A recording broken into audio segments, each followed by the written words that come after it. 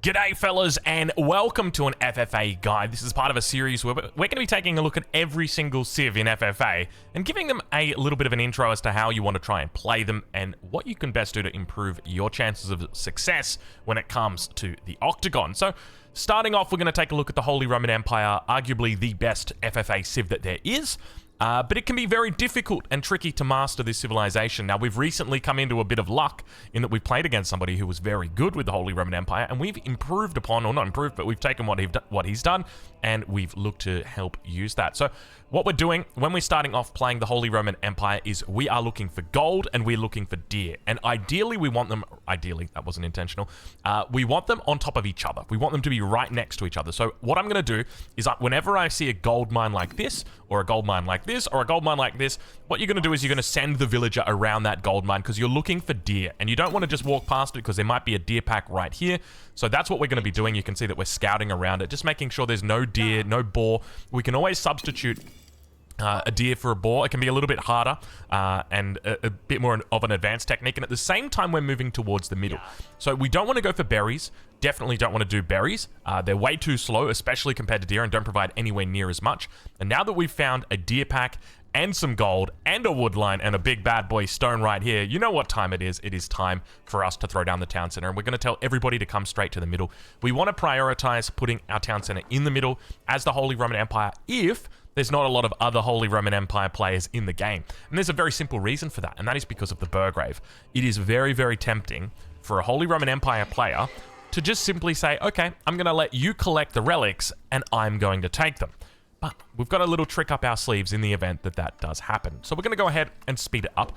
As you can see, we're starting to take out the deer here one by one. Now, the reason why it's so important, now it's not important on the Order of the Dragon to do this, but for the Holy Roman Empire, it's very important. And that reason is the prelate. You start off with a prelate, and you want to be inspiring your villagers on gold. You want to be inspiring your villagers on deer, and that's not going to be possible with the Order of the Dragon because they don't have access to the prelate before age 3, and it doesn't inspire villagers.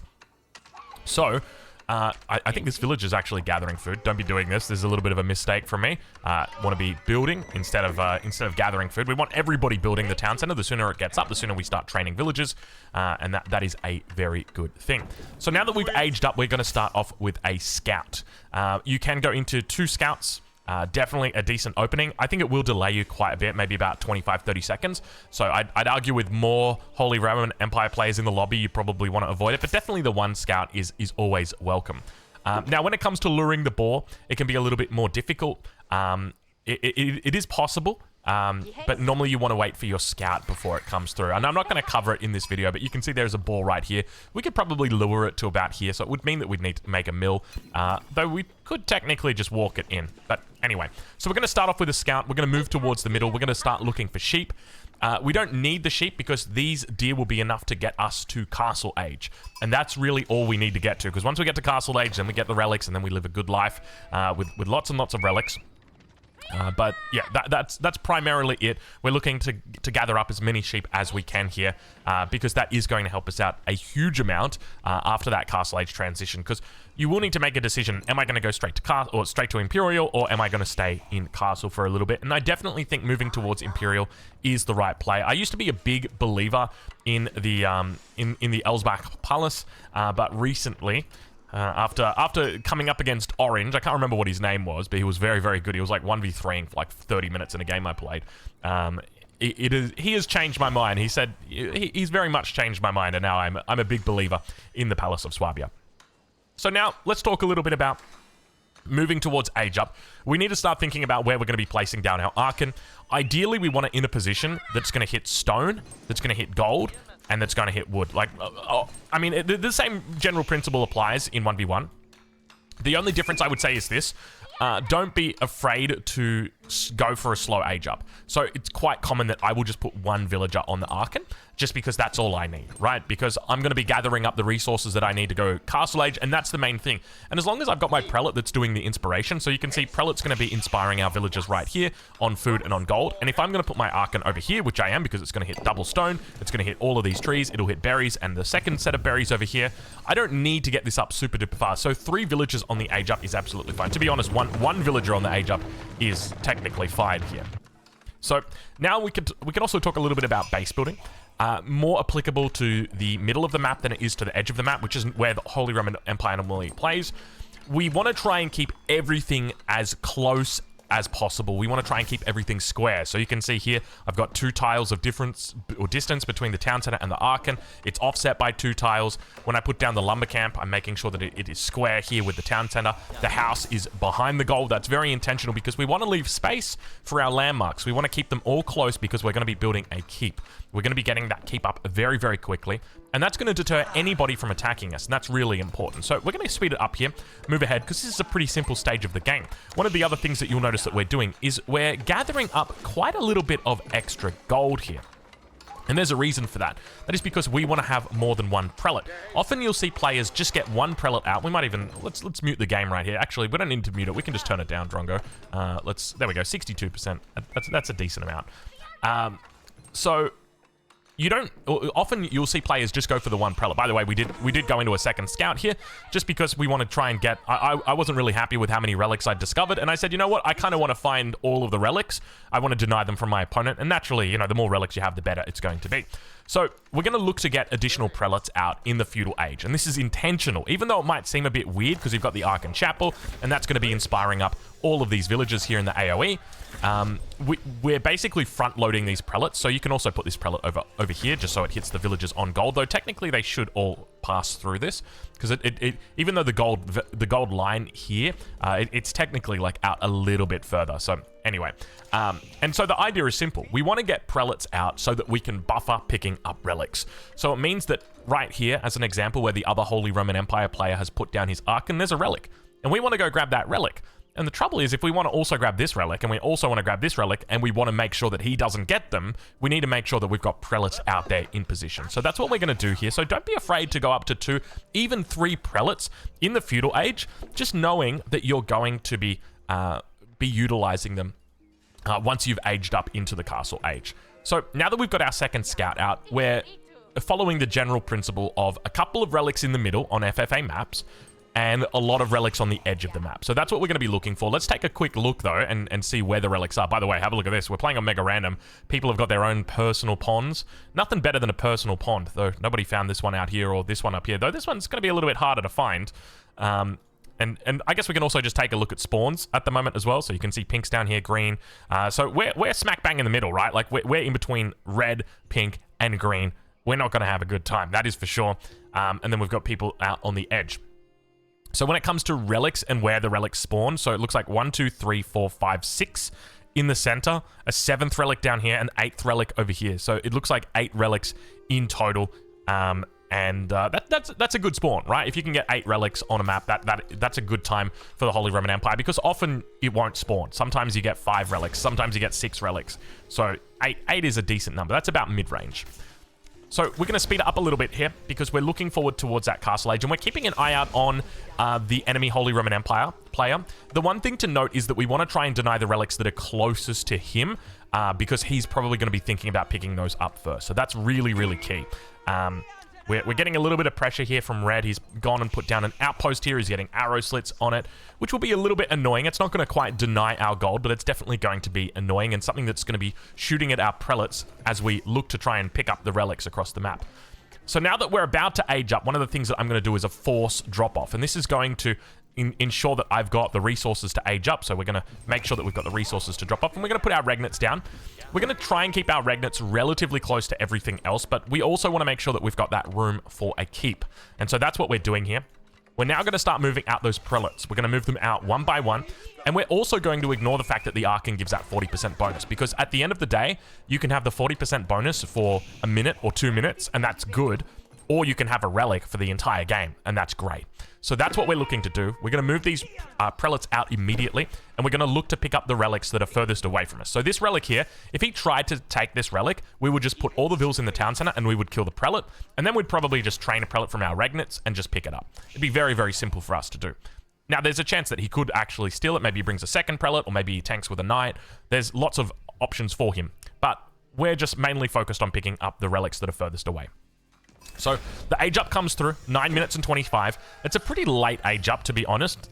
You can get a lot more competitive timings than this, but we are first up, which is the most important thing. And now that we're up, we pick up our relics. So that's 1, that's 2, And that's the third relic right here. You can see we are being attacked. And he was looking to put an outpost on top of it, but a little bit too slow, unfortunately. So it means that we will end up taking these relics. So that's 3 relics that we've already picked up now. We're going to bring them back. We're going to drop them off in our regnets. And now we're going to put a whole bunch of villages here on stone. Now, keep in mind, we do have the Archon Chapel immediately adjacent to the stone, which means that we can drop off there. So I've got to fix that one up. But we also need to make sure that we put a prelate back inside that Archon. So one of the mistakes I've made this game is we just want to train a prelate and then just rally it to the Archon. It just makes it easier because you're out here collecting relics and trying to have a good time. So that's one thing to note. So we don't really want to go for sacred sites super duper early, unless there's one sacred site and you want to go for like an Elsbach victory, which is absolutely fine. But yeah, not my recommendation. I think this is definitely the better play style. So we are now going to take this relic. We're going to take it back the long way. Remember that we don't want to come through the opponent's or through the enemy base, just because at the end of the day, you know, it's a relic, and if it gets back to us a minute or 2 minutes slower, that's not a huge deal. The most important thing is that we just get it back securely. So now we start to see players are reaching the castle age. So we've had 2 players reach the castle age here, the English player and the Holy Roman Empire, and we've also had red reach the castle age. So there's a lot of things that could now look to pressure us. We could see samurai pressure coming through from a Yorishiro in a barracks.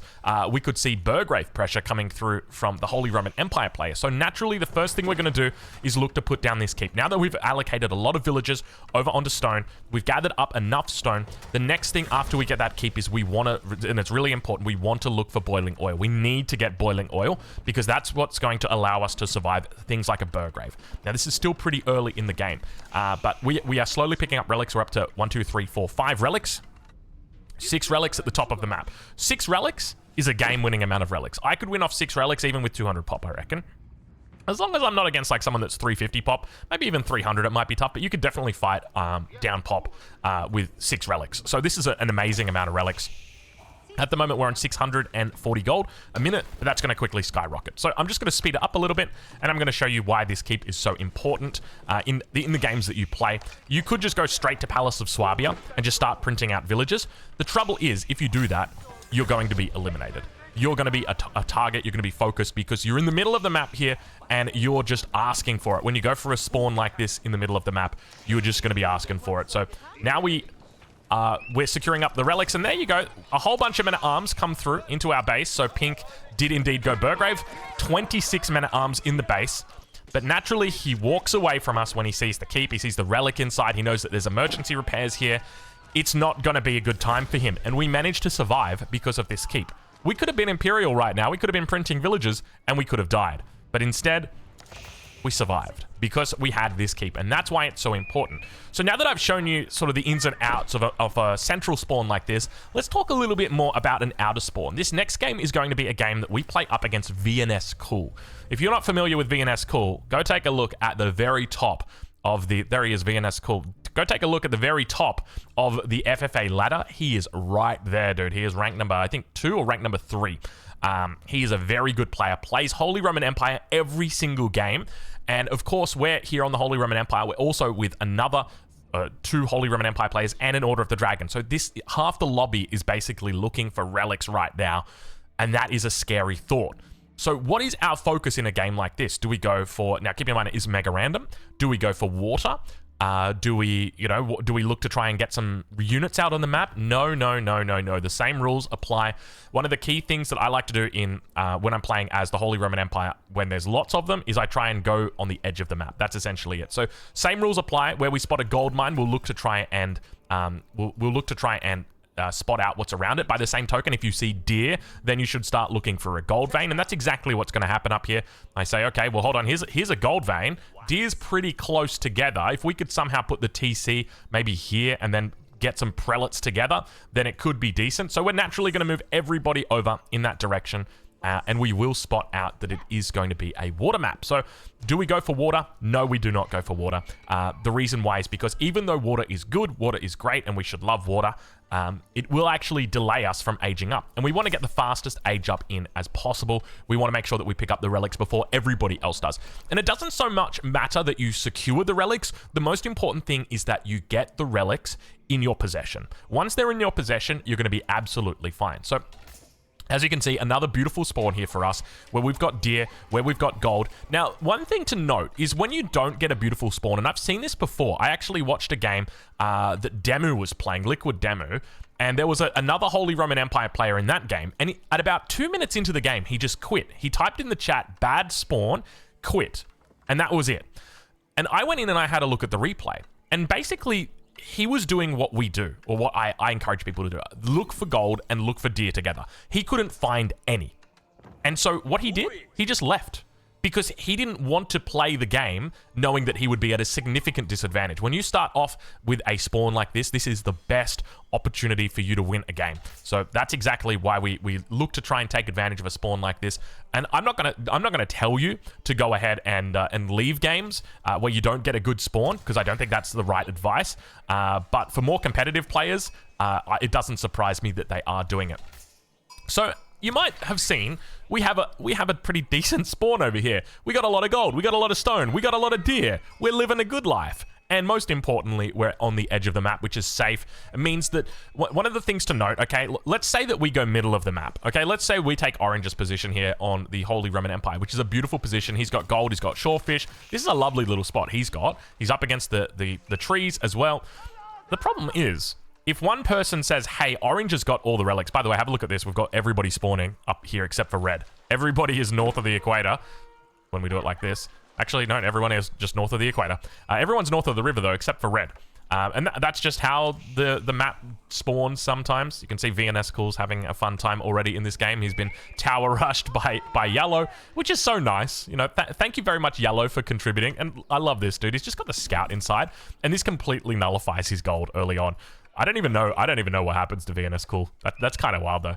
Anyway, we're just going to keep on doing what we do best. We're just going to focus on our age up, right? Like that's all it comes down to.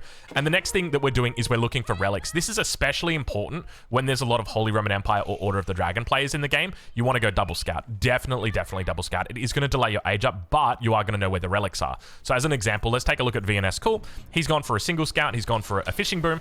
He's going to know about half the amount of relics that we're going to know about because we've got double the scouting power. Now, obviously, that rule doesn't always apply, and it doesn't necessarily make sense, but you get the idea. The same thing applies to Dank Chicken Tacos, which is an absolutely amazing name.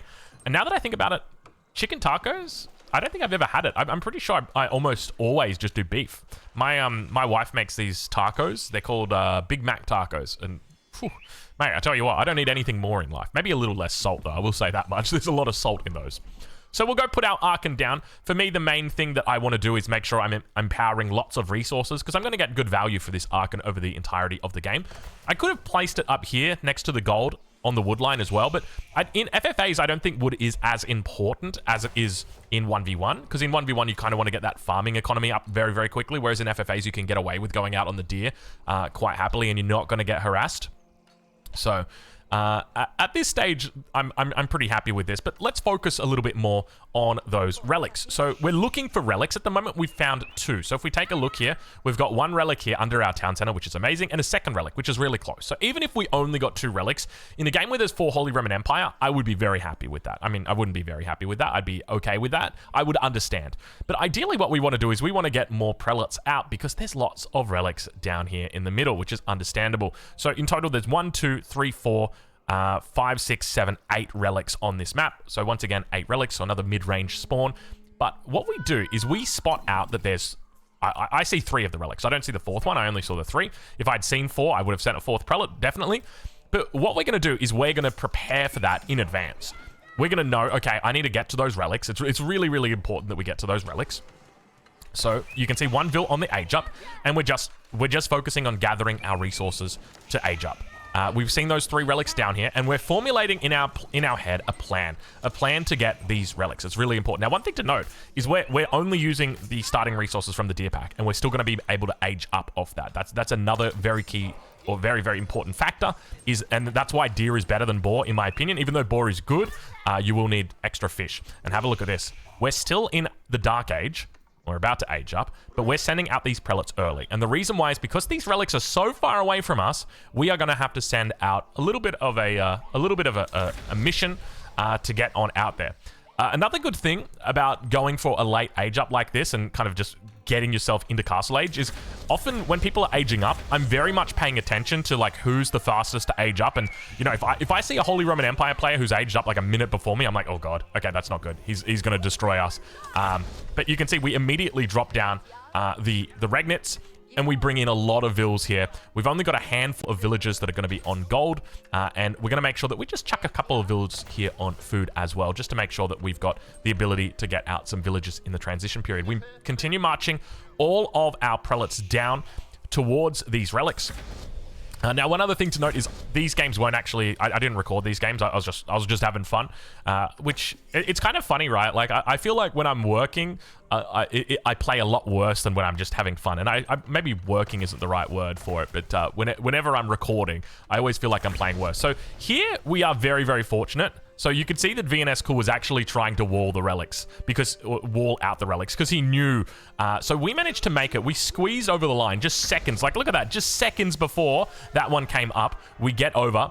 And naturally, we hit Castle Age, so we pick up the relics. And remember that it only comes down to possession of the relics. That's all we want. We just want possession. Once we've got possession, then we will manage to weasel a way out. And that's where our thought process comes in. Okay, well, he started to wall the relics. So what are we going to have to do? We're going to have to do ourselves a little bit of double dock shenanigans. That's correct. So, meanwhile, back at home, our focus is going to switch. We want to make sure that we have got the safety, because this does 100% get called out in the game. VNS Cool calls out straight away. He says green 4 relics straight away. As soon as he sees my prelates crossing here, that's what he says, green 4 relics. So he's basically saying, you know, like, hey guys, we need to kill green. So naturally, we're going to start moving villagers over onto our mining camp. We're going to use a prelate back home to pick up these 2 relics. So you can see the first relic that was down here and the second relic that was down here have been picked up. Meanwhile, we're hiding our prelates that have got our relics until we can get into position to secure our prelates out. So we've got our first surrender that's come through. It's going to be Purple, who was quite close to us. He is surrendered because Teal aged up with the military wing, of all things, and just pushed his neighbor. I love it. Isn't that wild that someone just surrenders from a military wing? They're like, oh, military wing. Dude's even got horsemen out, and he's just like, I don't think I can play this one out, guys. Sorry. How did he even get behind here? Oh, he just came up and around. Bro, I tell you what, you got the mental fortitude of a cabbage, man. Like, not even a cabbage, like a raw cabbage. Like, it's uncooked, we'll say that much. Anyway, sorry, Barbaroos. Poor Barbaroos is just sitting there and he's copping strays, dude. Poor man. All right, we've got our 3 prelates with our relics making our way straight towards the dock. We get ourselves a transport ship in queue. Meanwhile, we're thinking about doing the same thing on the north side. We have the ability to go a little bit closer, so I'm going to put this the transport ship and the dock combo up here. And we're going to bring them all the way down. That's the plan. So we're looking to get an evac out here. This is how you play the Holy Roman Empire, because it comes down to just securing these relics. We just want to try and get them out. And once we've got them, then we're fine, right? It's about... because now we've denied them from other players as well. That's another thing to note. So one thing to note is that we are in vision of Pink. So Pink does see us. He is training horsemen at the moment, but those horsemen are in his base. He's also being pressured actively by Yellow. He's got Blue on this side. There's no real chance that he's going to be looking to take relics. Even in saying that, he does drop a Regnitz in the hope that one day he may achieve greatness. But the truth is, it's going to be very difficult for him to do that with what's going on right here. And this is always so hard, man. Whenever you've got somebody that's just like... really what's happening here is like Fiscal Hawk is treating this like a 1v1, and he's ruining his own game in the hopes that VNS Cool will just leave and he'll get the king kill very quickly. But the truth is, VNS Cool is a very good player. So our prelates have now moved across the shoreline onto the other river. We've secured up our town center right now by throwing down a keep on top. You can see we're at the 13-minute mark. I think typically I probably want to aim for about the 12-minute mark to get this keep down. The sooner you can get it down, the better. So very, very much it's like maybe 4 vills on food, 4 vills on wood, and then everybody else on stone. Just really want to be gathering as much stone as you can, and you want to gather all the stone, because you are going to need to go into... you can see right now that the teal got a backler and a Dow out to try and chase us down, but we're well and truly out of here. We've managed to secure all 3 of the prelates with their relics. We're going to bring them back home. The keep is online. We're going to be looking to get our boiling oil in. That's our very important upgrade. And now we've managed to do it. That's it. 5 relics in the bag. So where do we go from here? Because we've covered the early game. Now let's talk a little bit about the late game, because often people will not necessarily get a bit confused, but they might lose sight of the goalposts. You know, where should we be going in the late game? What should we be doing? So, in my opinion, the best way forward from here is definitely Swabia. We're very fortunate in that we had an amazing spawn. We're able to wall ourselves in to keep ourselves safe. We're also going to look to put up these outposts on the edge here just to deny any kind of pressure that gets put on us by these archer ships. So we're going to fall back, making sure that we don't lose villages. But we're going to look to prioritize getting up into Castle Age very, very quickly. You can see that my timing here is, you know, I'm not really that focused on my prelates. I don't care. It's only 3 relics in the boat. What could possibly go wrong? So we're going to divvy them up. We'll throw one in the Regnitz, one in the keep, and one in the outpost for a little bit of extra range. And then that will secure this position up. We'll deny out these boats. And now we've got complete reign over the top of these deer. And that's going to power us through to Imperial. So I've quite literally just deleted these docks because I don't need them anymore, right? Like, the only reason I needed these docks was to get my prelates out. Now that I've got my prelates out, that's it. Delete them. Otherwise, they're just going to be annoying. They're going to be singing to me for the rest of the game, and I don't like that. So now we are just going straight to Imperial Age. When it comes to putting down your Swabia, just put it down on a wood line. Find a nice little nook like this, and it's very, very nice. Something like this as well. As long as there's wood around, then you're going to be happy, because you're going to be looking to replace any of those trees with farms. That's the plan. So now that the age up has come through, the plan is very simple from here. We throw down Raxes. We get a whole bunch of upgrades. We want to get all of our upgrades because we're going to have lots of gold from our relics, because we've got 6 relics. That's a lot of relics. Indeed it is. And once we've hit Imperial Age, we now look to prioritize tithe barns. We throw down a market because this gives us a little bit of flexibility.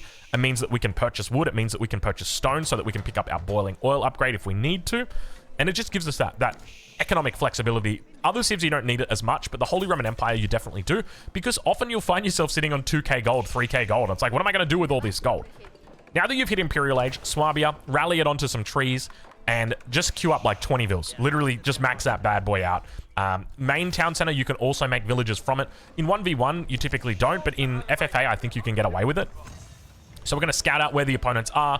We can see what's happening, and we can see that Dank Chicken Tacos down here is getting eliminated by Blue. So Blue is taking him out. He's trying to get a keep up over here. Blue is trying to get a keep up over here. But you can see that he's managed to get these 2 landmarks across the river. So it's going to delay his opponent. He's also Imperial Age. But one thing to note, though, is that by the keep would have given him so much power, right? Like, he's gone straight to Imperial. I'll bet you that he didn't try and put a keep down on his main town center. I'll bet you that he didn't do that. And if he did do that, I've got a sneaky suspicion he probably would have survived. Because the reason why the keep is so strong is because you can fit 15 villagers inside of it.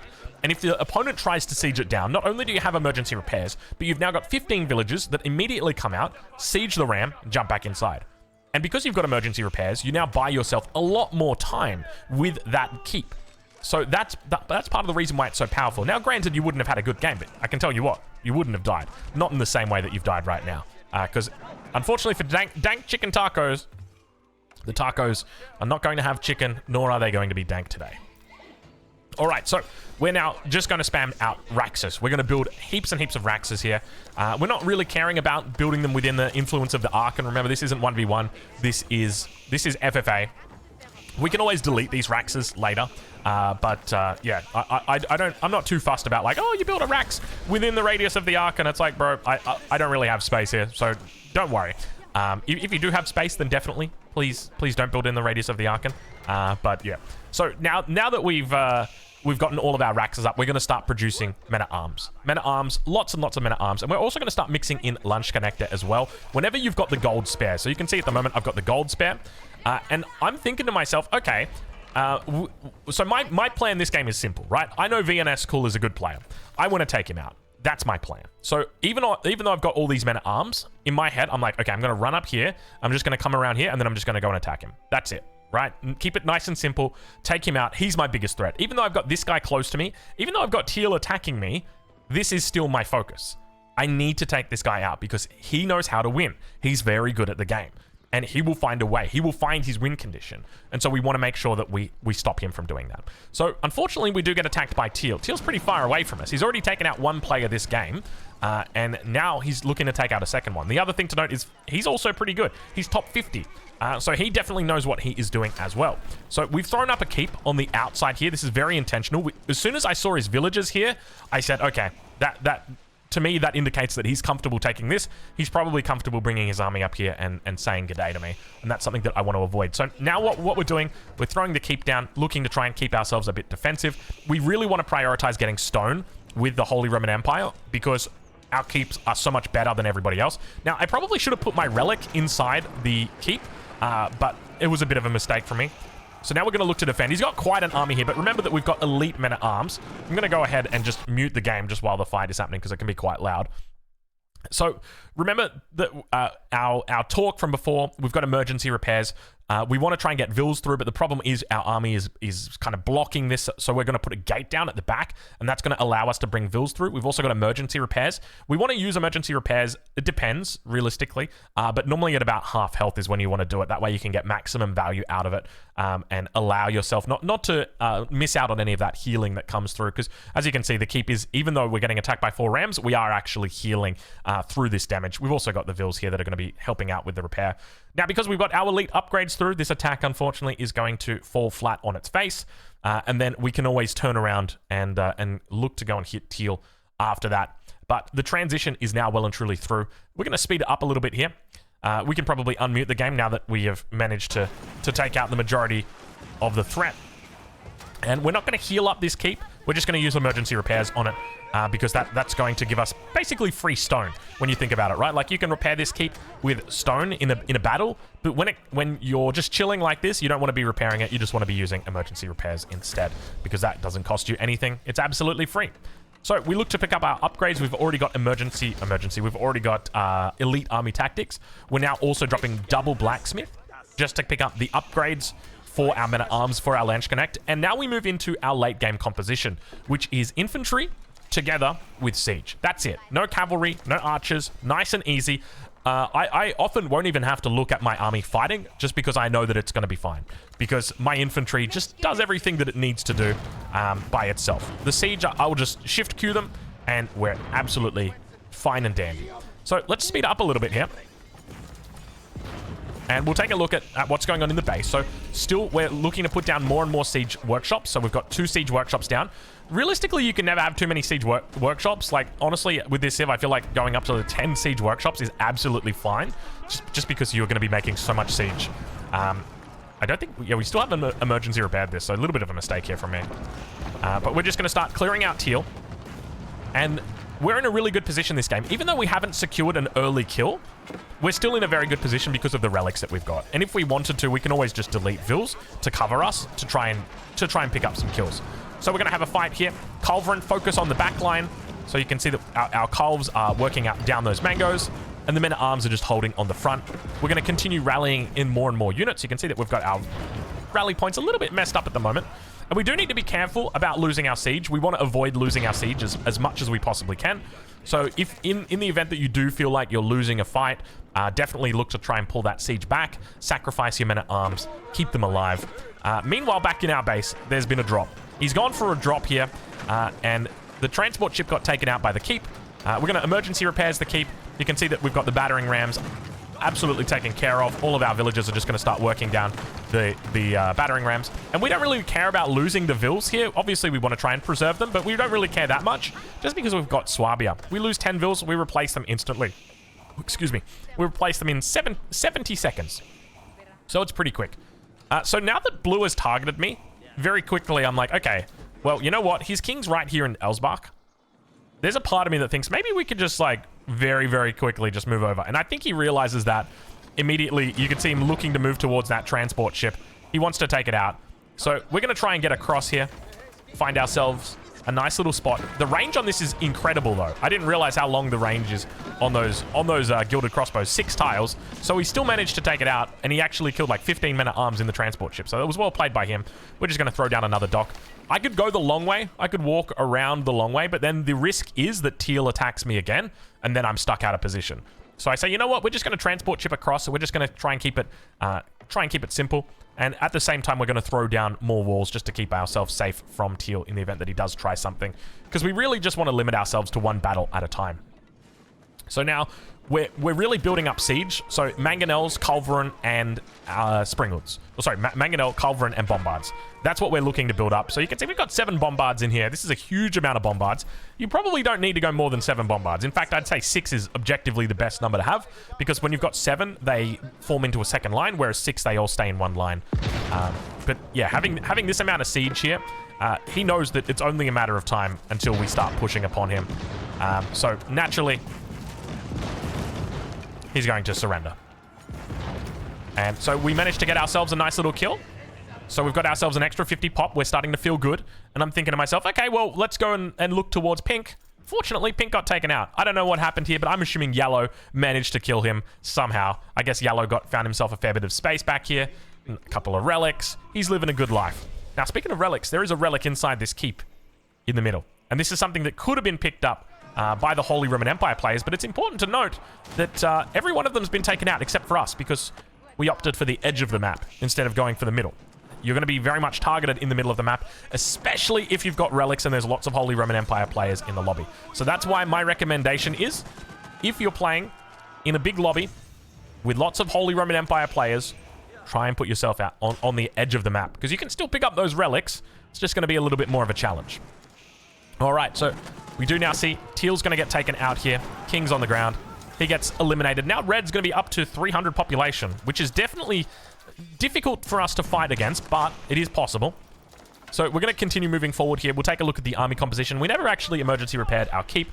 Just goes to show you how much Drongo listens to Drongo. It's not a whole lot.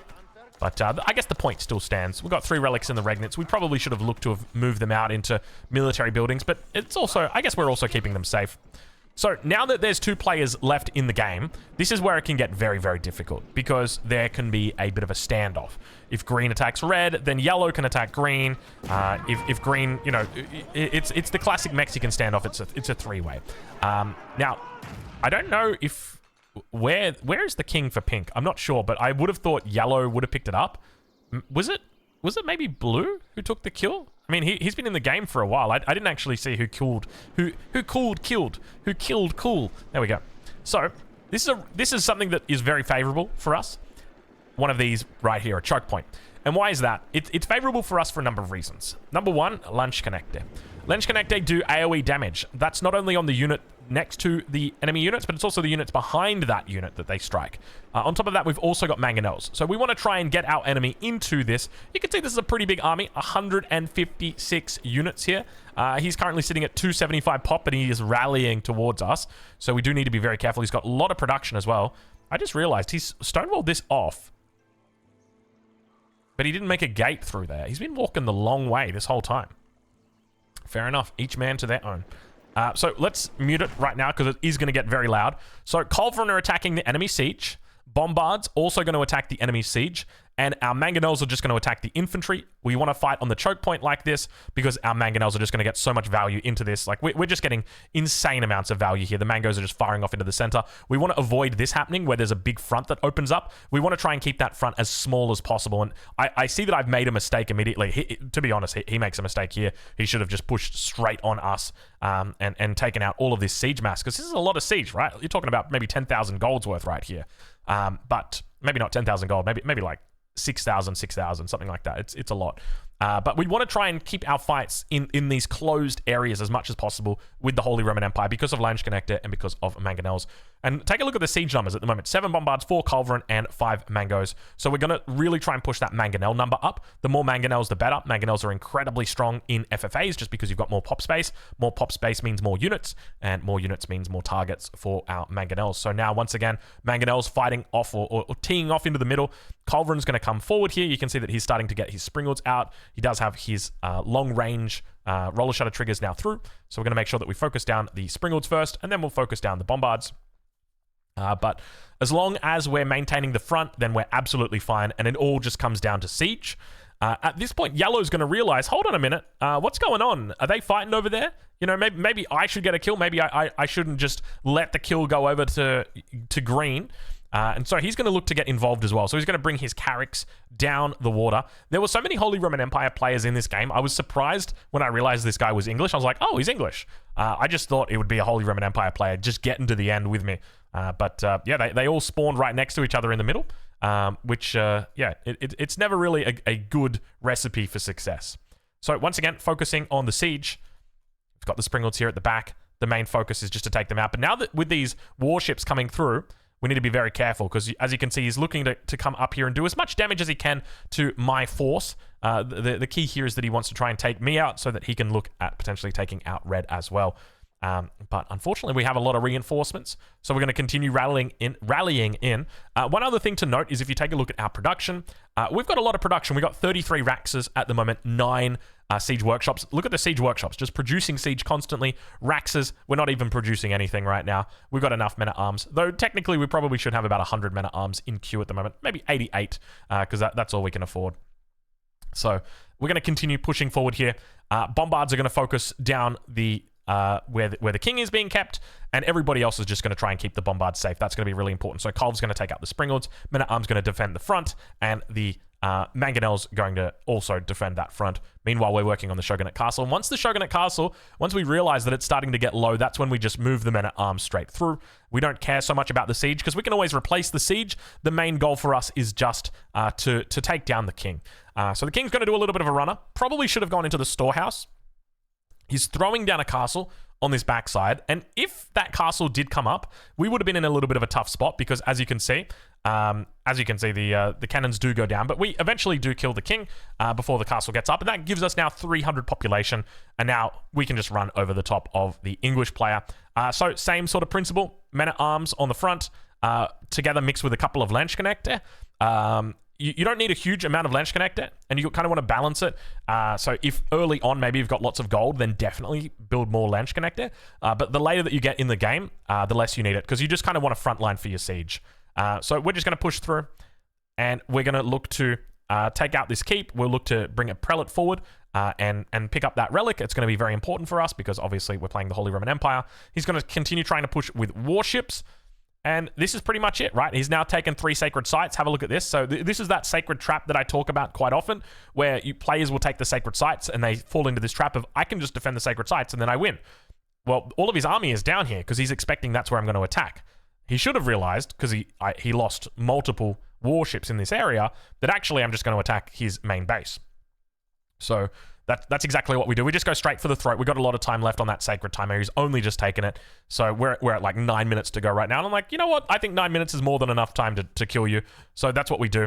We've got a huge amount of siege here. So if we take a look at our siege, we've got 16 Mangos, 6 Culverin, and 4 Bombards. We've taken out the warships, and we just continue moving forward. We've got fully upgraded men-at-arms, and we're just going to clear out as we go.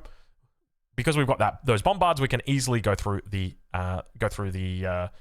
walls. Now, one thing to note is that when you are looking to go through something like this, pathing is not very good. So what you want to do is you want to tell all your units to siege something, and it's just gonna fix the pathing. They just immediately they just move so much easier. It's like they get unit walking. So yeah, and then of course once the building that you've sieged is dead, you're gonna need to siege a new building. But a little bit of a mistake here from Yellow. He needs to defend this last landmark. We've already taken out 3. And that's his 4th landmark, and he's just chilling in the middle, right? Or at least he was chilling in the middle. Where's his army at? There's his army.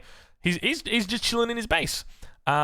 He makes a bit of a mistake. His last landmark is right here, exposed. He knows he's got his king safe back here, but that last landmark, that's the one that really matters, and that's going to be it. That's the Holy Roman Empire for you. Hopefully this has been a decent video for you that's given you a good insight as to how this civ is played in FFA. It's a very fun civ, in my opinion, one of the best, probably the best FFA civ that there is. And yeah, hopefully you've enjoyed it. We'll catch you guys in the next one.